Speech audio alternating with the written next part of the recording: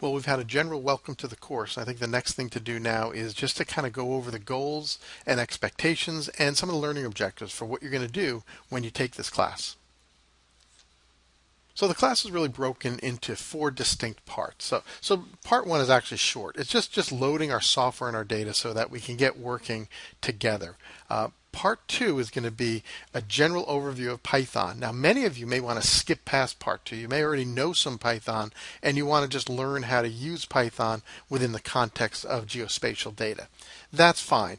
It's not going to take a very long time, so you may just want to go through it as a refresher. We're going to just talk about what the Python programming language is, what variables are, how to create lists, how to deal with program control like for loops and so on, and then also conditional formatting, things like if-then statements. So a general way to just get everybody up to speed so that they can perform some basic Python programming. So that's really useful for the beginner, but it still has some utility for those of you who have done some Python programming, because there may be a few things in there that might be something you don't know about. I know for me, every time I look at some Python videos, even if they're basic, it's sometimes I walk away and say, wow, I never knew that before. So you may want to take a look at that.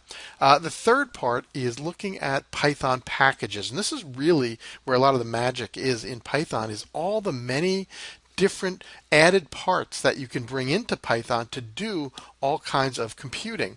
Now, some of that's geospatial, but a lot of it's not. A lot of it's just database. A lot of it's mathematical. A lot of it's statistical. So I want to go over some of these Python packages because many of them also will eventually integrate with the geospatial aspect of it.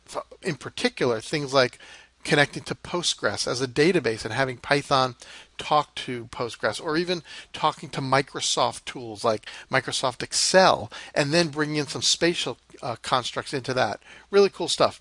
And then lastly, and this we're going to spend a lot of time, is looking at geospatial additions to Python. And that's going to include some straight up pure spatial type tools for things like geocoding and other kinds of spatial analysis tasks. But I'm also, and I know it's a free and open source course, we're talking about managing the FOSS4G stack, but I am going to look at ArcPy because I think it's a great language using Python with ArcGIS. A number of you use ArcGIS, so we are going to have a small section where you're going to learn how to use ArcPy and Python within the ESRI ArcGIS package.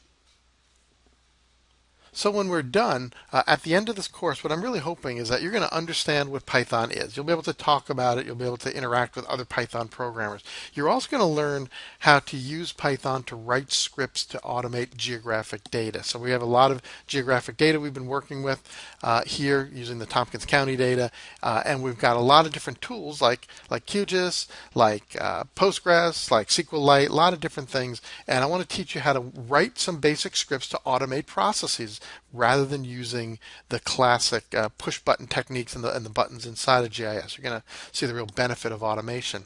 And then I want to also show you how to use Python packages to add additional functionality to your Python code. So this is being able to introduce GIS type tasks that are purely Python in nature, and that might not be available within a classic GIS scenario. So we're going to use Python in order to construct some of those solutions.